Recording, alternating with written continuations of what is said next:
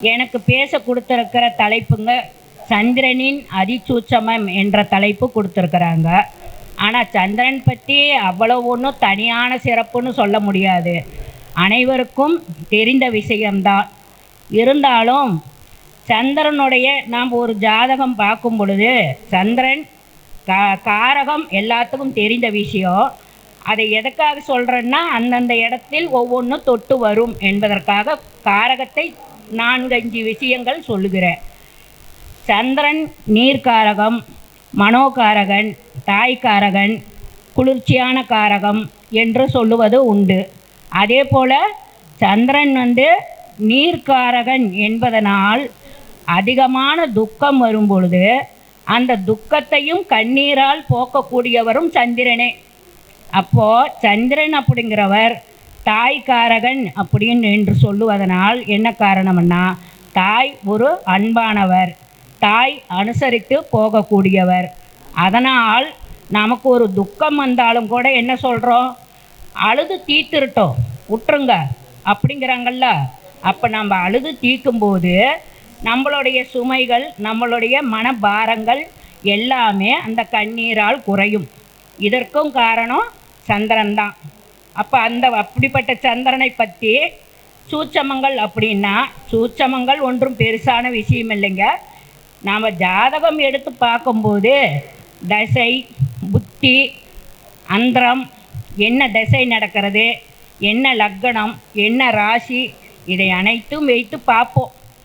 அதே போல் அது பார்த்து இருக்கும் பொழுது மேலோட்டமாக எடுத்த உடனே இந்தந்த இடத்தில் ஒருவருக்கு சந்திர திசையே நடக்குது, சந்திரன் ஆட்சி உச்சமாக இருக்கிறாங்க, ஆஹா எனக்கு சந்திர பலன் நடக்குது, சந்திர திசை நடக்குது, நல்ல பலன் நடக்கும் என்று சந்தோஷமடைவார்கள்.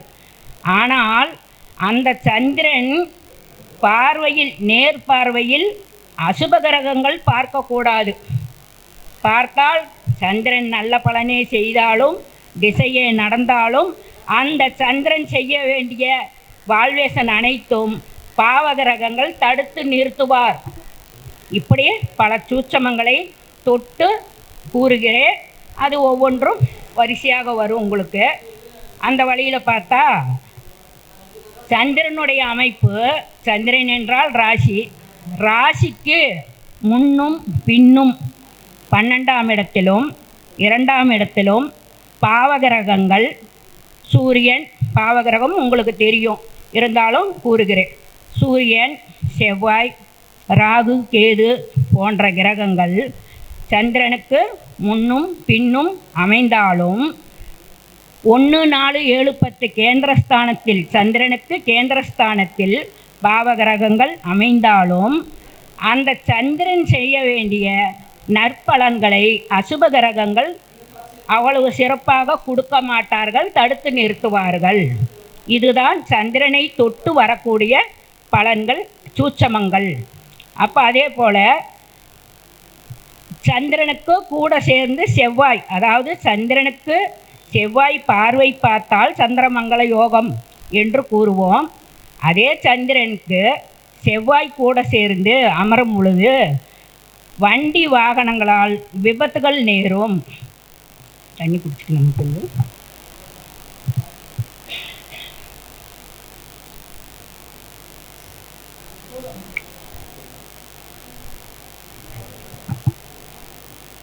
முதட்டெல்லாம் வளருது.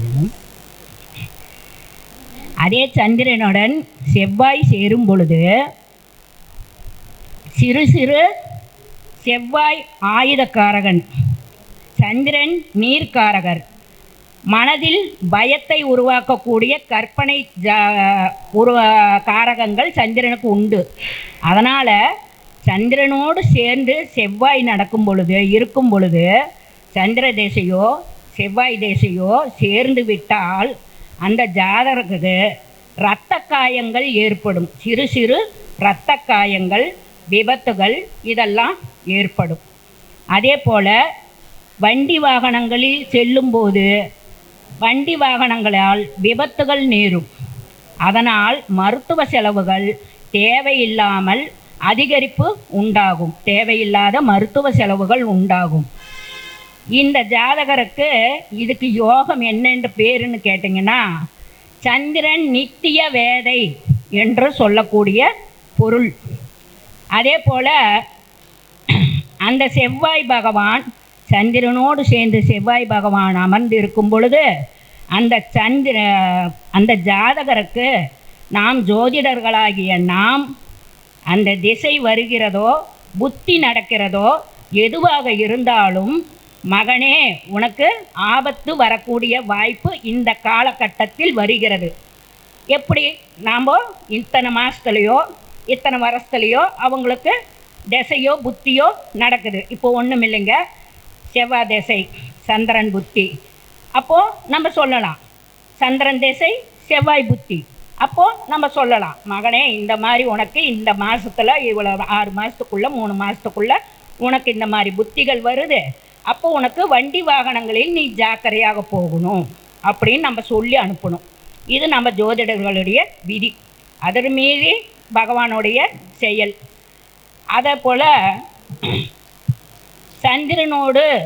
சந்திரன் அமர்ந்த இடத்திலிருந்து சனி பகவான் 2ஆம் இடத்தில் அமர்ந்திருந்தால் அந்த சனி பகவான் ஒரு மிகப்பெரிய குடும்பத்தில் பல பேருடன் சேர்ந்து பிறந்தவராய் இருப்பார்.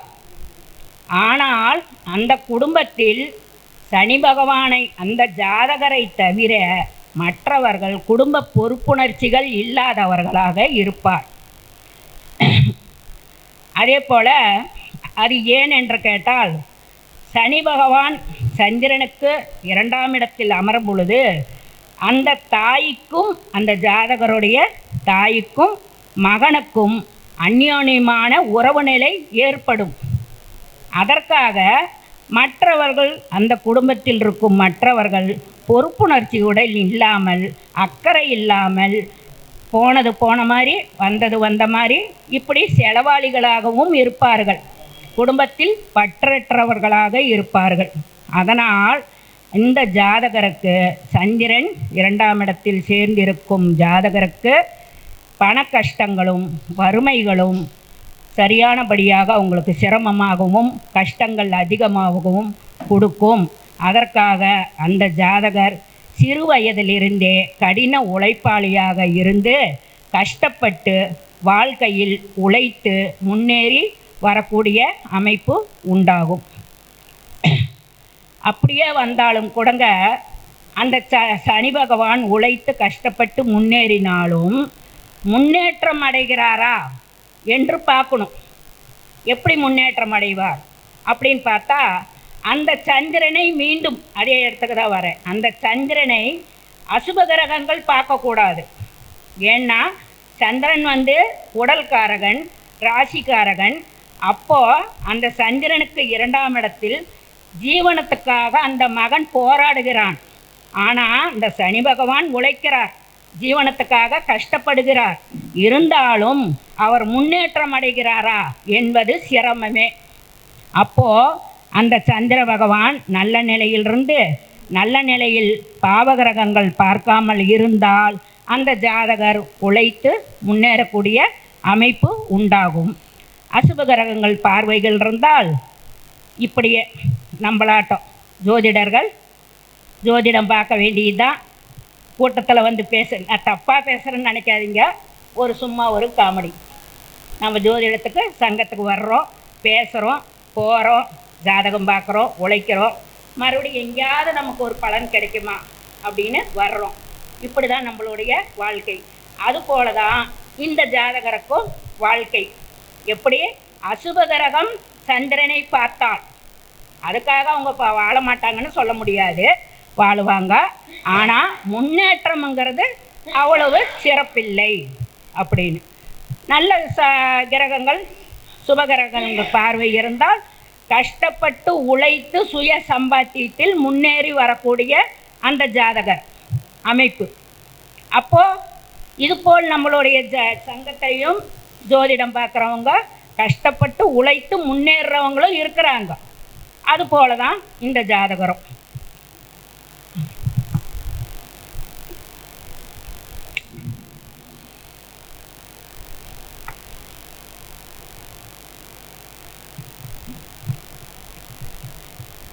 அதே போலங்க சந்திரனுடைய சந்திரன் இருக்கும் இடத்தில் இருந்து சந்திரன்னாலும் ராசினாலும் ஒன்று தான். நான் சந்திரன் தான் சொல்லுவேனுங்க. சந்திரன் இருக்கும் குரு பகவான் ஒரு லக்னத்திலே குரு பகவான் அமைந்த இடத்தில் இருந்து சந்திர பகவான் 6, 8, 12 அமர்ந்தால் அது சகடை தோஷம்.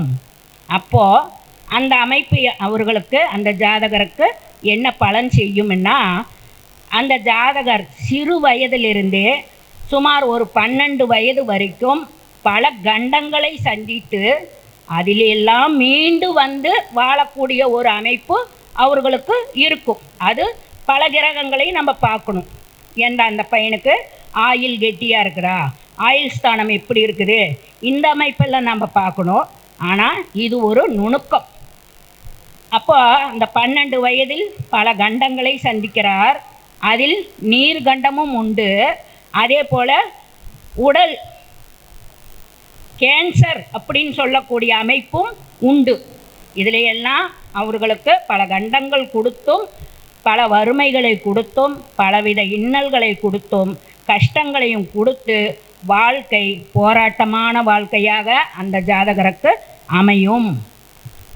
அதே போல் அந்த மனசுலேயே ஒரு அந்த ஜாதகருக்கு நிம்மதியே இருக்காதுங்க. ஃபஸ்ட்டு குரு சகடை தோஷம். குரு இருக்கும் ஸ்தானத்திலிருந்து 6, 8, 12 சந்திரன் அமர்ந்தாள்.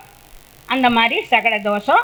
அப்போ அந்த வாழ்க்கையில் வெற்றி காண்றதுக்குள்ளே படாத சித்திரவதைப்படுவாங்க அந்த ஜாதகர்.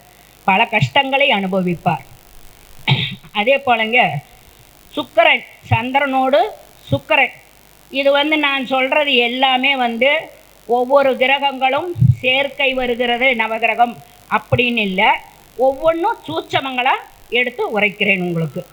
அப்போது சனி பகவானும் சந்திரன் பகவானோடு சுக்கிர பகவான் சேர்ந்து இருந்தால் அந்த ஜாதகர் வரவுக்கு மிஞ்சிய செலவுகள் செய்யக்கூடியவர். எதற்காக? தன்னுடைய கற்பனை உலகம், நான் அப்படி இருக்கணும் இப்படி இருக்கணும், 4 பேர் நம்மளை பாராட்டணும் அப்படின்னு பகட்டுக்காக ஆடம்பரத்துக்காக பெருமைக்காக செலவு செய்வார். எப்படி? வருமானம் குறைவு, செலவு அதிகரிப்பு. அப்படி செலவு செய்யும் பொழுது செலவு செஞ்சிருவாங்க. ஆனால் பணத்திற்கு கஷ்டம் வரும். கடனே ஆகக்கூடிய அமைப்பு, கடனாளி ஆகக்கூடிய அமைப்பும் உருவாகும்.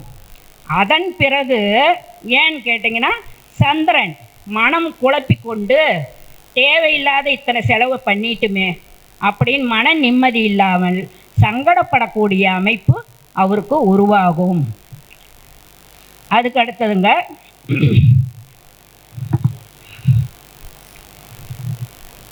அதே போல் என்னன்னு கேட்டிங்கன்னா சந்திரனோடு ராகு பகவான் சேர்ந்து அமர்ந்தால் அந்த குடும்பத்தில் கலகம், குழப்பம், தரித்திர பீடை, கிட்டத்தட்ட சண்டை சச்சரவு, பிரச்சனைகள், நிம்மதியில்லாத வாழ்க்கை, அதே போல் குடும்பத்தில் பிரிவினையே வரக்கூடிய அமைப்பும் கொண்டாந்து விட்டுரும். ஏன்னு கேட்டிங்கன்னா ராகு பகவான் ஆகப்பட்டவர் அது எந்த இடத்துல எப்படி இருக்குதுங்கிறதையும் நம்ம பார்க்கணும். ஒரே பாயிண்ட், சந்திரனோடு ராகு சேர்ந்து விட்டால் அந்த ஜாதகருக்கு நிம்மதி இல்லாத வாழ்க்கை அப்படின்னு சொல்லக்கூடிய அமைப்பு. அது அவர்களுக்கு திருமணம் ஆன பிறகு அந்த குடும்பத்தில் அந்த ஜாதகருக்கு குடும்பத்தில் கலகம், பிரச்சனை, குழப்பம், தகராறு, சண்டை சச்சரவு, ஒரே பிரச்சனை, நிம்மதி இல்லாத வாழ்க்கை, பிரிவினை நோக்கி கூட போகலாம். அல்லது காலங்கள் புத்திகள் மாறும் பொழுது சிறப்பாக வாழக்கூடிய அமைப்பும் வரலாம். ஆனால் நம்ம இதை நோட் பண்ணிக்கணும். அதே போலங்க சந்திரனுடைய அமைப்பு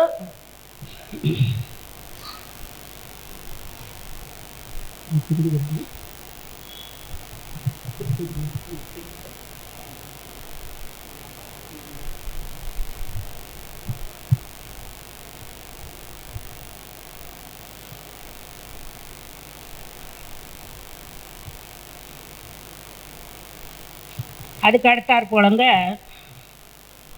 சந்திர பகவான் எந்த இடத்தில் அமர்ந்திருக்கிறாரோ சந்திர பகவான் இருக்கும் இடத்தில், அதாவது ஒரு இப்போ மாற்றி சொல்லக்கூடிய காரணம் என்னன்னு கேட்டிங்கன்னா, ஒரு ஜாதகத்தில் லக்னத்திலிருந்து ராகு இருக்கும் இடத்திலிருந்து, லக்னத்திலிருந்து ராகு கேது, ராகுவோ அல்லது கேது பகவானோ இருக்கும் இடத்திலிருந்து சந்திர பகவான் 9ஆம் இடத்தில் இருந்து விட்டால் வாழ்க்கை முழுதும் வதப்படக்கூடிய சூழ்நிலை உருவாகும்.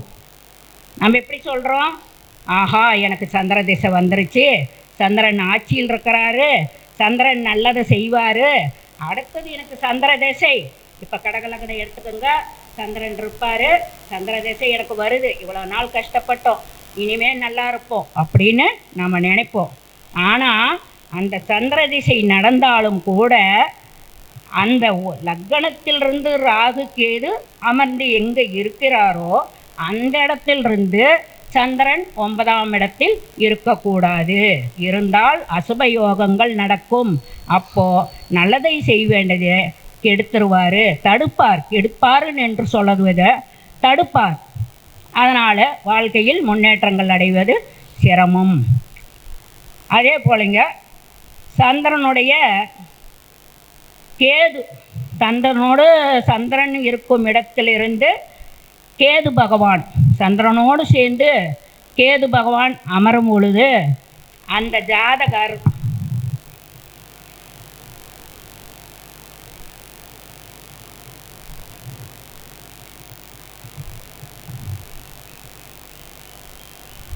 அதே போல் சந்திர பகவான், இப்போ நான் லக்னத்திலிருந்து ராகு கேது அமர்ந்த இடம், அதிலிருந்து எங்கே போனேன், 9ஆம் இடத்துல சந்திரனுக்கு போனேன்.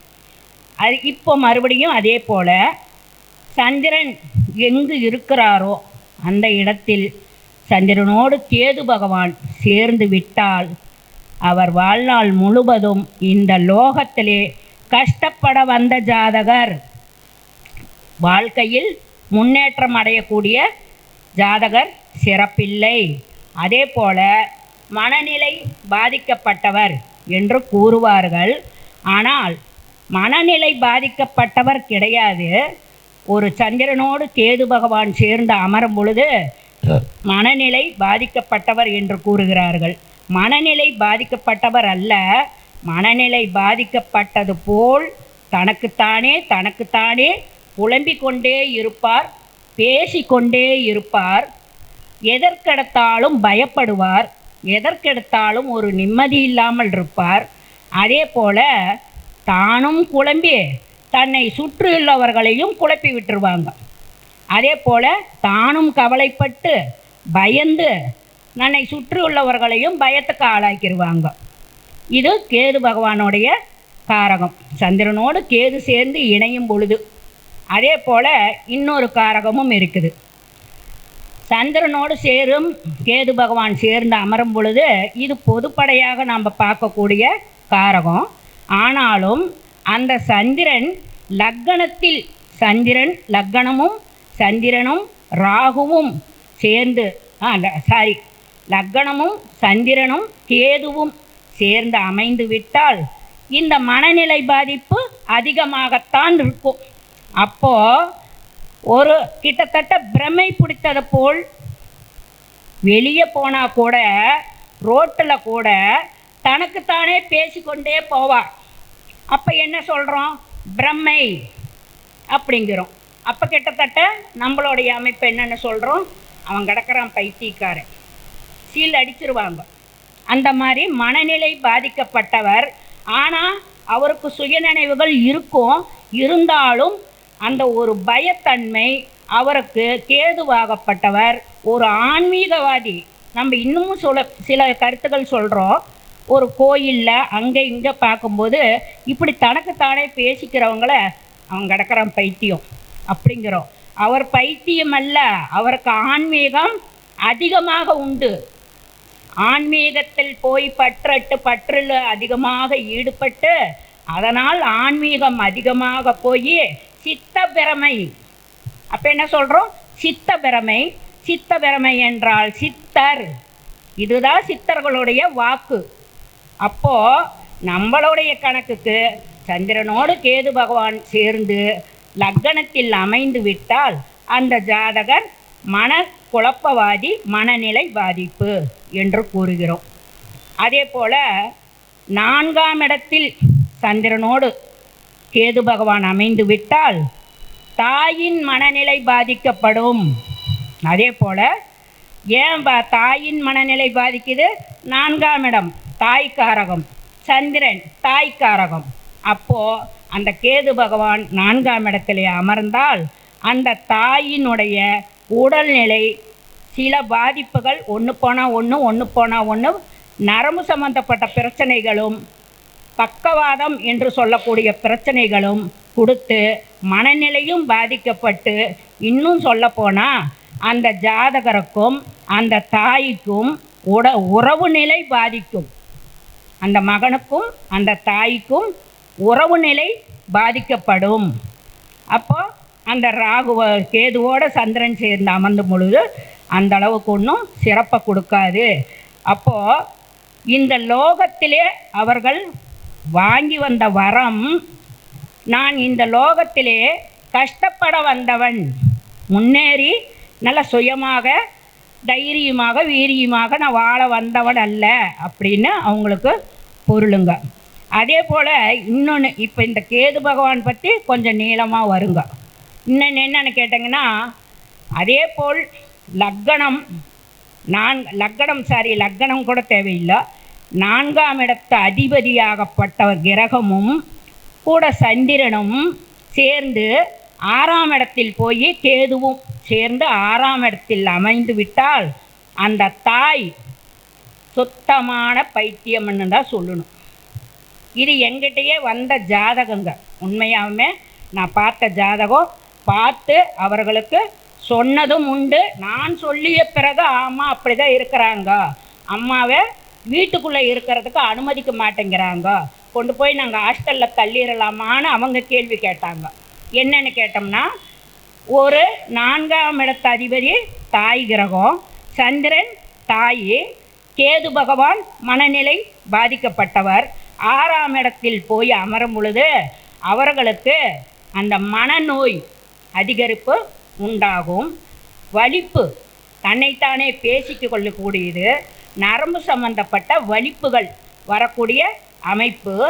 இன்னொன்னும் சொல்லலாம், 4ஆம் அதாவது இப்போ மேச லக்னமாக எடுத்தாலும் சரி, அல்லது சந்திரனை கடகத்திலிருந்து நீங்கள் எடுத்தாலும் கூட சரி, புதன் வீட்டில் இருந்தாலும் அதே அமைப்பு தான் வரும். புதன் வீட்டில் சந்திரனும் கேதுவும் சேர்ந்து அமர்ந்து விட்டால் அந்த தாய்க்கு நரம்பு சம்பந்தப்பட்ட பிரச்சனைகளும் பக்கவாதங்களும் மனநிலை பாதிப்பும், அவர்கள் தன்னைத்தானே பேசிக்கொண்டு அக்கப்பக்கம் இருக்கிறவங்கெல்லாம் அந்த அம்மாவுக்கு பைத்தியம், கொண்டு போய் எங்கேயாவது ஹாஸ்டலில் சேர்த்துறீங்களா இல்லை வீடு காலி பண்ணுறீங்களான்னு கேட்கக்கூடிய சூழ்நிலை அந்த ஜாதகருக்கு உருவாகி இருக்குது, பிரச்சனைகள் வந்திருக்குது.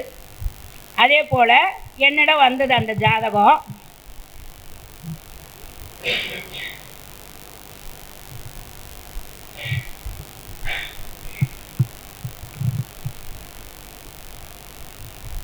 இதை என்னன்னு கேட்டால், கிட்டத்தட்ட இந்த ஜாதகருடைய அமைப்பு குறைஞ்சபட்சம் ஒரு 1.5 வருஷ காலகட்டம் அந்த தாய்க்கு மனநிலை பாதிக்கப்பட்டு துணிமணியெல்லாம் கிழிச்சிக்கிறது, கண்டதை எடுத்து போட்டு உடைக்கிறது, அக்கம்பக்கம் இருக்கிறவங்ககிட்டையெல்லாம் சண்டைக்கு போகிறது, அக்கம்பக்கம் இருக்கிறவங்ககிட்டையெல்லாம் பிரச்சனை பண்ணுறது, அவங்கள போய் பிடிச்சி அந்த குழந்தைங்களை அடிக்கிறது.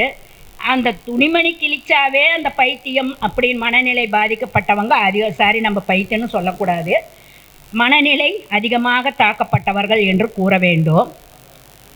அதுவும் இல்லாமல் அந்த அம்மாவுக்கு வலிப்பு, பக்கவாதம், அடிக்கடி வலிப்புகள் வந்துடும்.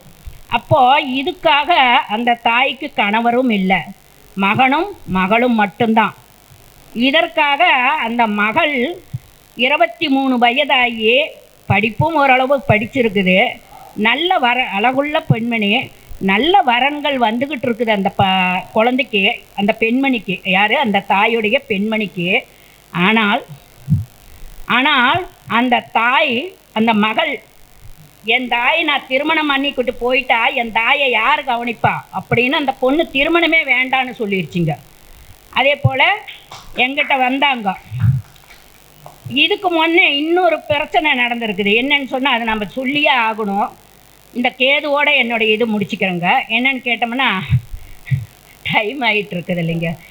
அதனால் அந்த பெண்மணி என்ன பண்ணியிருக்கிறாங்கன்னா, என்னை வந்து அவங்களுக்கு தெரியறதுக்கு முன்னாடி எத்தனையோ இடத்துல போய் ஜோதிடம் பார்த்துருக்குறாங்க. யாருமே என்ன சொல்லியிருக்கிறாங்கன்னா, அம்மாவுக்கு பேய் பிடிச்சிருக்குதுன்னு சொல்லியிருக்கிறாங்க.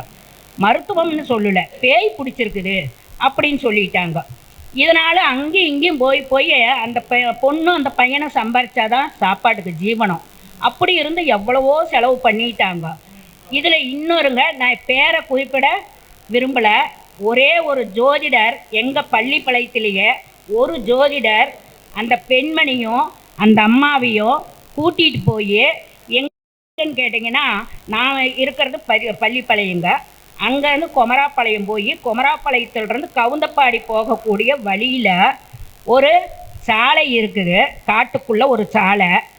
அங்கே வந்து உனக்கு பேய் ஓட்டுறவங்க அங்கே இருக்கிறாங்க, சிறப்பானவங்க அப்படின்னு சொல்லி அந்த தாயையும் அந்த பொண்ணையும் கூட்டிகிட்டு இதுக்கு செலவை வந்து பேய் ஓட்டினா சரியாக போயிடும் அப்படின்னு நம்ம ஜோதிடர்களாகிய ஒருத்தர் சொல்லி 15 இதுக்கு எவ்வளவு ஆகுன்னு கேட்டாங்களா. 25,000 ஆகுன்னு சொல்லியிருக்கிறாங்க. 15,000 நான் கொடுக்குறேங்க பண்ணுங்கன்னு அந்த பொண்ணு கதறி இருக்குது. கூட்டிகிட்டு போனாங்க. கூட்டிகிட்டு போய் சுமார் காலையிலேருந்து அங்கே இங்கே அலகழித்து அந்த இடத்துல கூட்டிகிட்டு போய் மத்தியானம் ஒரு 3 மணி சுமாருக்கு அந்த காட்டுக்குள்ளே போய் அந்த காட்டுக்குள்ளே சித்தர் இருக்கிறாரு, அவர்கிட்ட எல்லாம் சொல்லிட்டேன், நீங்கள் கொடுத்த பணமெல்லாம் அவங்கக்கிட்ட ஒப்படைச்சிட்டேன், இதில் எனக்கு எதுவும் காசே கிடையாது, அவங்கெல்லாம் குணம் பண்ணி அனுப்பி விட்ருவாங்க, நீங்கள் உக்காந்துருங்க அப்படின்னு சொல்லி இது உண்மையான நடந்த ரிசல்ட்டுங்க. என்னுடைய ஜாதகம் எங்கள் ஆஃபீஸுக்கு வந்ததுங்க. அந்த பொண்ணும் அந்த மனநிலை சரியில்லாத ஒரு தாயும் காட்டுக்குள்ளே உட்கார வச்சுட்டு விட்டுட்டு போயிட்டாங்க. இது சரியானதா சொல்லுங்கள் நீங்களெல்லாம்? இந்த மாதிரி பண்ணலாமா? அந்த பெண்மணி என்ன சொல்லும், ஒரு தெரியாத ஒரு ஊரில் போய் உக்காந்து 15,000 போனதும் இல்லாமல் கஷ்டத்துக்கு ஆளாகி அதன் பிறகு நம்ம பள்ளிப்பாளையத்திலிருந்து அந்த கவுந்தப்பாடிங்கிறது ரொம்ப தூரம் கிடையாது. அந்த பொண்ணு படித்த பொண்ணு, விவரம் தெரிஞ்சு பஸ் ஏறி வந்துருச்சுங்க. அதுக்கு பிறகு தான் என்னை பற்றி யாரோ சொல்லியிருக்கிறாங்க, எங்கிட்ட வந்து ஜாதகம் பார்த்துடுங்க. நான் என்ன சொன்னேன்னா, அம்மா சந்திர திசை நடக்குது, உங்கள் அதாவது அந்த மகனுடைய ஜாதகத்தில் பார்த்தேன், அண்ணனுடைய ஜாதகத்தில் சந்திர திசை நடக்குது, புதன் புத்தி நடக்குது. அதனால் அந்த அம்மாவுக்கு வந்து இது பேய் பிடிக்கவும் இல்லை, பைத்தியமும் இல்லை, இது சந்திரனோடு கேது சேர்ந்து திசை நடக்கிறதுனால இந்த அமைப்பு தாய்க்கு இருக்குது. கிட்டத்தட்ட 1.5 வருஷ காலமாக இருந்திருக்கணுமேன்னா ஆமான்னாங்க. இந்த திசை முடிஞ்சு இந்த புதன் புத்தி முடியும் பொழுது தாய் குணமாயிருவாங்க, நீ எங்கேயும் செலவு பண்ணாதே, இந்த காசு வேண்டாம் எடுத்துகிட்டு போன்ட்டேன். இது உண்மையாக நடந்ததுங்க. நான் ஜாதகம் பார்க்குறதுக்கு இன்னும் இது வரைக்கும் இவ்வளோ ஃபீஸுன்னு கேட்கவே மாட்டேன். கொடுக்கறத கொடுங்கன்னு தான் சொல்லுவேன். 200, 100, 150, 500 கூட கொடுப்பாங்க. ஆனால் அந்த பொண்ணு கொடுத்த காசை வேண்டாமா எடுத்துகிட்டு போன்ட்டேன். எடுத்துகிட்டு போயிட்டுங்க. மறுபடியும் ஒரு அந்த புதன் புத்தி எவ்வளோன்னு நான் சொன்னேன். அது முடிஞ்சதுமே அந்த தாய் அந்த மகளுமே வந்து எனக்கு நீங்கள் ஜாதகம் பார்த்தீங்க, எனக்கு நினப்பு இருக்குதுன்ட்டு வருது. அந்த தாய் நல்லாயிருச்சுங்க. அந்த வலிப்பு எல்லாமே நல்லாகி குணமாகி சித்தப்பிறமை எல்லாம் நல்லாகி அந்த மகளோடு வந்து நான் இப்போ நல்லா இருக்கிறேன், குணமாயிட்டேன் அப்படின்னு சொல்லிட்டு போனாங்க. அதன் பிறகு அந்த மகளுக்கும் கல்யாணம் ஆகி இன்றைக்கி வந்து அந்த குழந்தைக்கு 5 வருஷம் ஆயிடுச்சு. அந்த மகளுடைய குழந்தைக்கு நல்லா இருக்கிறாங்க. இதை வந்து சொல்லிக்க விரும்புகிறேங்க, வேறு ஒன்றும் இல்லை. அதே போல் அந்த கேது பகவான் வந்து லக்னத்திலிருந்து 4ஆம் இடத்துலன்னு சொன்னேன் இல்லையா, அப்போது லக்னத்திலிருந்து 4ஆம் இடத்தில், லக்னத்திலிருந்து 4ஆம் இடத்தில் சந்திரனோடு கேது சேர்ந்து அமைந்து விட்டால் அந்த ஜாதகர் பூர்வீகம் சிறிது சிறிதாக கரையக்கூடிய வாய்ப்பு இருக்கும் நடந்திருக்குது. அதே போல் அந்த ஜாதகர் பிறந்த வீட்டின் அமைப்பு முன்னேற்றம் அப்படின்னு சொல்லக்கூடிய அமைப்பு சிறப்பை தராது. இருக்கக்கூடிய சொத்துகளும் சிறிது சிறிதாக அழிவை நோக்கி போகும். அதே போல் அந்த ஜாதகர் திருமணமாகி வேறு ஒரு வீட்டுக்கு காலடி எடுத்து வைத்தாலும் போகும் வீடு முன்னேற்றத்தை அழிவை நோக்கி போகும். இது ஆணாக இருந்தாலும் பெண்ணாக இருந்தாலும் பொருந்தும் என்பதை சொல்லிக்கொண்டு எனக்கு பேச வாய்ப்பளித்த அனைத்து நல்ல உள்ளங்களுக்கும் ஜோதிட மேதைகளுக்கும் அனைவருக்கும் என்னுடைய நன்றிகளையும் வணக்கத்தையும் தெரிவித்துக் கொள்கிறேன். நன்றி, வணக்கம். வணக்கம்.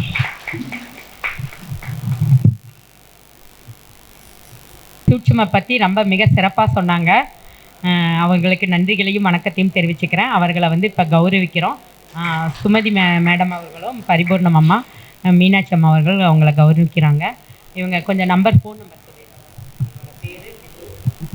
நாமக்கல் மாவட்டம், என்னுடைய ஊருங்க நாமக்கல் மாவட்டத்தில் இருக்கும் பள்ளிப்பாளையத்தில் ஸ்ரீ கௌசல்யா தேவி ஜோதிடம் என்ற ஜோதிட நிலையம் என்ற ஆபீஸ் போட்டு ஜோதிடம் பார்த்துட்ருக்கிறேன். நான் என்னுடைய அனுபவத்திலையோ, என்னுடைய தந்தையார் ஜோதிடர், என்னுடைய தாத்தா இந்த சோழி போட்டு பிரசன்னம் பார்க்கக்கூடிய அமைப்பில் இருந்தார். அந்த அனுபவத்தில் இப்போ என்னுடைய குடும்பத்தில் நாங்கள் சகோதரர்கள் அவங்க யாருமே ஜோதிடத்தில் வரல. எனக்கு அந்த பாக்கியம் கிடைத்திருக்குது, என்னுடைய முன்னோர்களாலேயோ தெய்வத்தினாலேயோ கிடைச்சிருக்குது. நான் அதை வச்சு பார்த்துட்ருக்குறேங்க. என்னுடைய ஃபோன் நம்பர், என்னுடைய பேர் கௌசல்யா, ஸ்ரீ கௌசல்யா தேவி ஜோதிட நிலையம், பேர் கௌசல்யா தேவி பாலன். என்னுடைய ஃபோன் நம்பர் 80 15 41 61 62.